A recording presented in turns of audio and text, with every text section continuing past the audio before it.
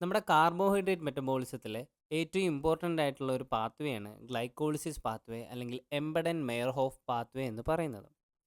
നമ്മുടെ ഗ്ലൈക്കോളിസിസ് എന്ന് പറഞ്ഞാൽ എന്താണ്? ഗ്ലൈക്കോളിസിസ് എന്ന് പറഞ്ഞാൽ ഒരു സീരീസ് ഓഫ് റിയാക്ഷൻസ് ആണ്.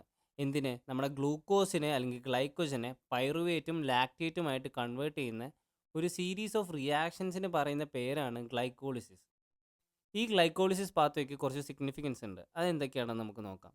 അതിൻ്റെ ആദ്യത്തെ സിഗ്നിഫിക്കൻസ് ആണ് ഗ്ലൈക്കോളിസിസ് നമ്മുടെ ബോഡിയിലെ എല്ലാ സെൽസിലും നടക്കുന്ന ഒരു പ്രോസസ്സാണ് ഗ്ലൈക്കോളിസിസ് എന്ന് പറയുന്നത്.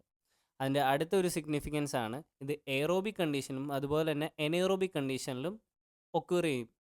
അതായത് ഓക്സിജൻ്റെ പ്രസൻസിലും കാർബൺ ഡൈ ഓക്സൈഡിൻ്റെ പ്രസൻസിലും ഗ്ലൈക്കോളിസിസ് എന്ന് പറയുന്ന പ്രോസസ്സ് നടക്കും.